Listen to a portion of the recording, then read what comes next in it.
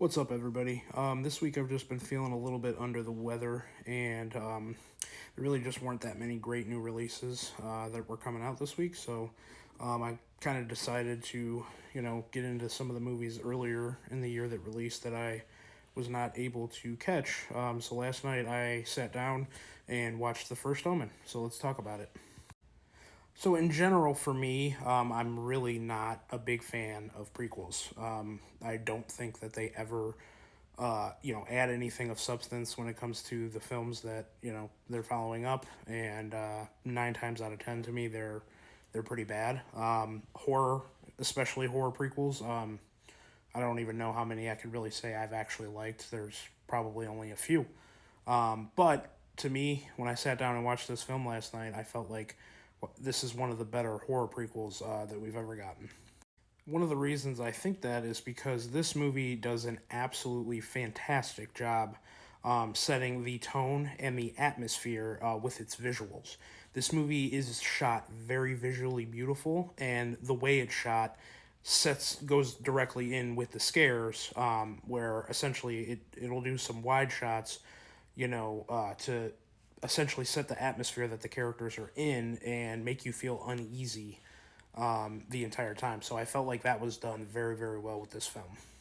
And then to kind of piggyback off that, it does a very good job with the sense of dread, right, that this whole movie has. Like every single scene, no matter what, even if nothing's going on, you just have a sense of dread that something horrible is going to happen. In a lot of these scenarios, even when it doesn't, it's just like the way that it was shot and visually shown to you, it just makes you feel uneasy the entire time, and that something very bad is going to happen. So with shooting the movie this way, there's not a lot of moments in the film, where there is bad events that take place or violence. They're not. It's not an overly violent movie. There's not a bunch of kills in the movie, but when it does finally happen, because of the way it was set up and built up, it feels very satisfying and very exhilarating. And then also too with the imagery of this film, there's a few moments where they kind of tease that something crazy is going to happen, and that they're actually going to show it, and then they kind of pull it back a little bit. So, they go for it, and then they pull it back a little bit just to kind of keep you on the edge of your seat the whole time. In some of the imagery, and the horror aspects of this film. So I thought that was very, very well done. The cinematography in general in this film was just fantastic. There wasn't one bad shot of the film. It looks gorgeous, and like I said, that adds to everything involved with the horror aspects of this film. I also felt the main actor, Nell Tiger Free, who played Margaret in this film, was very, very relatable and a very sympathetic character that you followed throughout the entire film.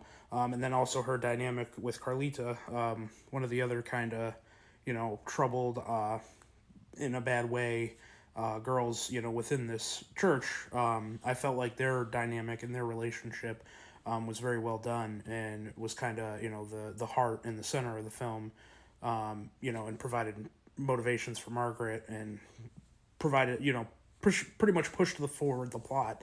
Was their dynamic, and then the main character, Margaret. And yeah, so I thought was great. Acting wise, I felt like she did a great job. Very believable, very relatable as a main character. So they did a good job with that.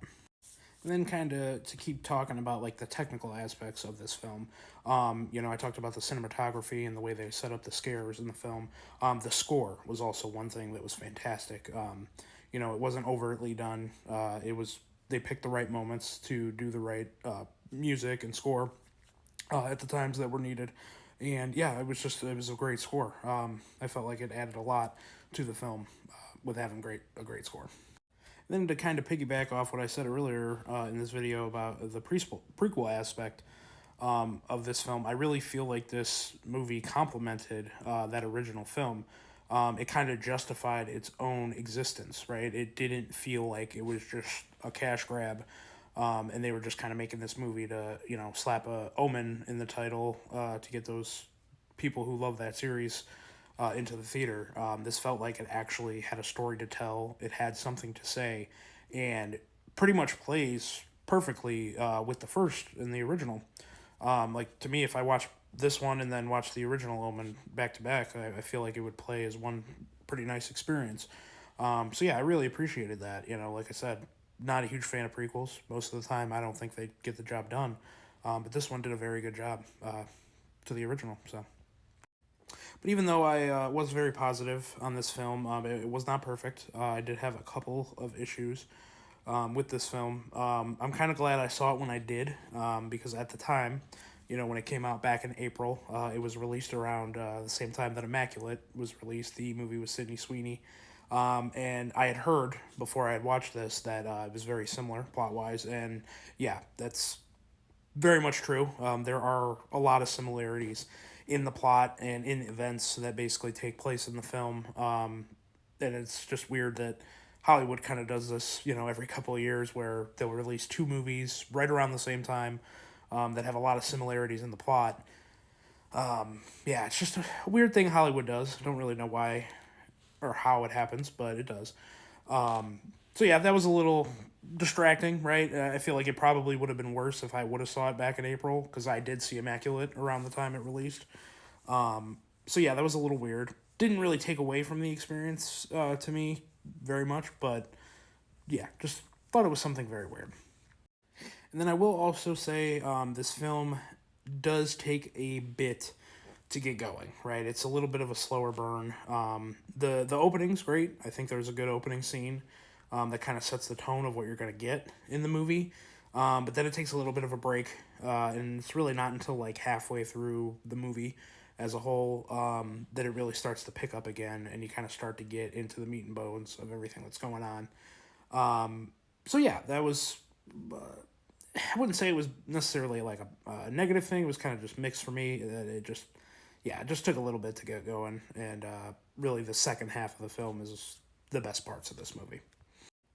And then also to piggyback off that, there is kind of like a central mystery of this film, right? Obviously it's a prequel to The Omen. This is really about the conception of Damien, right? And how that happens, and who makes that happen, and certain things like that. I don't want to spoil nothing for anyone who hasn't seen it, but there was a little bit of a mystery surrounding that, right? They were kind of not being clear from the beginning, and the mystery wasn't all that shocking, and it went back and forth and made you think that it was going to go one way, but then it kind of ended up just going the way that we assumed from the beginning. So that wasn't exactly the most clever part of the writing of this film. And then the last mixed thing I wanted to talk about is basically the very end of the film. I won't spoil anything, but like I said earlier, the prequel aspect of this film I thought was fantastic, right? It felt like it tied perfectly to that original. It felt like a great companion piece to the original. And where you think it ends, it's like, oh wow, perfect. Like you can go right into that, the original movie, and essentially it feels like a seamless story here. But then they kind of do. It's not like a post credit scene, but it was like a little stinger at the end of the film. And they kind of do that to set up a sequel to the prequel, right? Like, so maybe another movie in between this movie and the original. And that just felt a little weird to me. It didn't feel like it fit in the movie, right? Kind of felt like, the studio was mandating that, and because they wanted to say, hey, if this movie makes enough money, we can make a couple more of these. And yeah, it just didn't fit, right? It was right at the end of the movie, so it's kind of the taste that you get left with. So didn't really love that, right? But yeah. But yeah, overall, guys, this was a great film. Like I said, one of the better prequels that I've ever seen. I don't know why it took me so long to watch it. I've had some stuff going on in life, so there's a few movies at the beginning of the year I didn't get to see. But I'm glad I ended up sitting down and watching this, because I had a great time with it. On a scale of 1 to 5, I will probably rate this a 3.75 out of 5. Like I said, had a great time with it. A few complaints here, but for the most part, it was a very enjoyable experience for me. All right, guys, if you've seen The First Omen, go ahead and comment below and let me know what you thought about it. Have a great day.